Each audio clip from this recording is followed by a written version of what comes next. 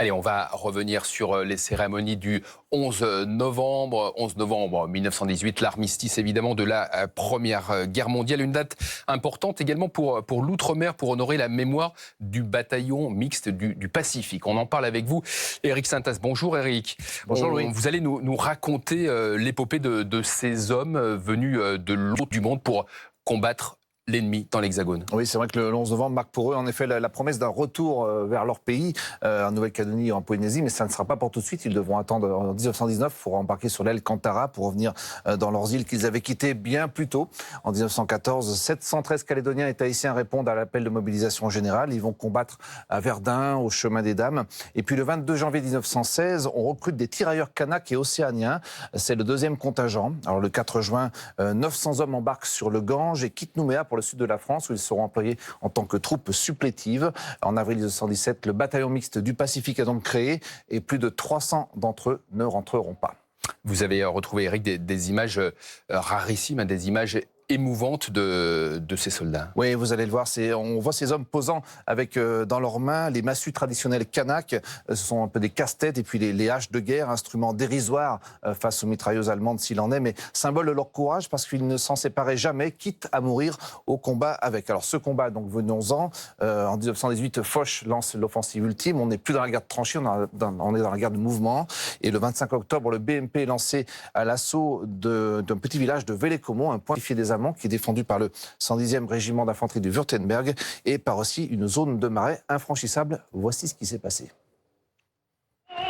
La 72e division d'infanterie ayant échoué plusieurs fois, ordre est donné au bataillon mixte du Pacifique dirigé par le commandant Gondi de prendre Vélé-Comont, de contourner les positions allemandes de la côte 79. Nous sommes dans le marais, piège pour les uns, pensent les Allemands, mais pas pour les autres.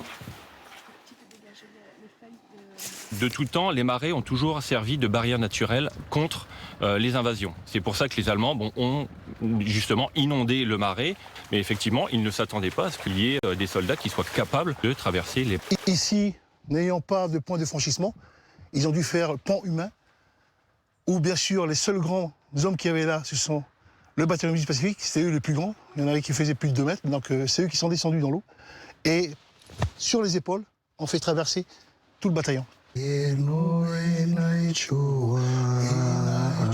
Nengone, chant de l'île de Marais, leur donne du courage.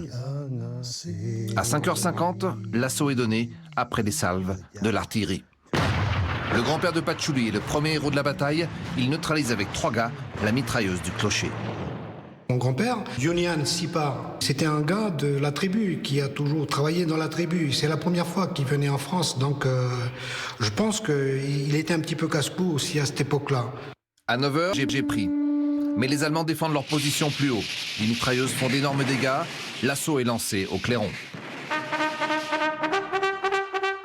Au bout d'1 heure de combat, la ferme du Petit Comont sera prise. Les hommes du bataillon mettront ensuite 5 heures pour contourner et déloger les Allemands de la position de la côte 79. Cette mission accomplie vaudra une citation à l'ordre de la 10e armée pour le BMP. Mission accomplie jusqu'au sacrifice de leur vie. Même s'ils ne connaissaient pas le pays, proprement dit, le fait de savoir qu'ils appartenaient à la France, c'était important pour eux de venir ici. Ça avait un sens.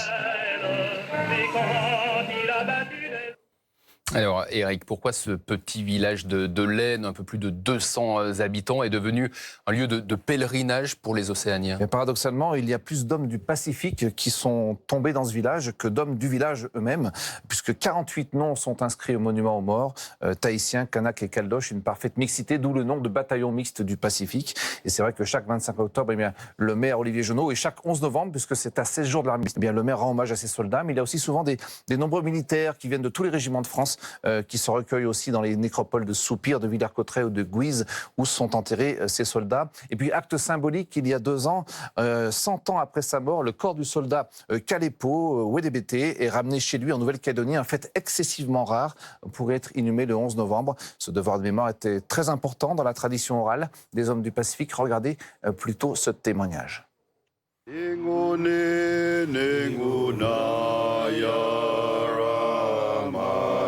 Marchant au palan du chant kanak de l'île de Marais, le Nengone Nengona que chantaient les anciens, la délégation kanak du 15 du Pacifique va rendre hommage au vieux Touraï, tombé en août 1918. Joseph, militaire anime, pilier de l'équipe, a enfin retrouvé son grand-père. Ça fait chaud au cœur de savoir qu'il a été enterré, enfin, combattu là, et sa croix est là. C'est important pour nous pour connaître au moins d'où on vient et par rapport à nos anciens qui sont partis. C'est important de mémoire parce que c'est vrai que quand on était jeune, on n'a pas été, on n'a pas eu beaucoup d'informations sur nos anciens. Et ce bataillon mixte du Pacifique dont on vous raconte la formidable épopée ce matin sur France Info, Éric a reçu un dernier honneur il y a quelques semaines. Oui, c'était à l'ENSOA, à l'École nationale des sous-officiers d'actifs de Saint-Mexan. On a donné le nom de volontaires du Pacifique à la dernière promotion. Ces hommes étaient volontaires, ceux de la Grande Guerre, donc, dont nous célébrons le souvenir, mais aussi ceux de la Seconde Guerre mondiale. Il y a encore 5 survivants. On en reparlera peut-être le 8 mai prochain. Louis, voilà. Merci Éric de nous avoir raconté cette épopée incroyable et sanglante épopée de ces hommes du Pacifique venus combattre dans l'Hexagone pour la Première Guerre mondiale. Merci.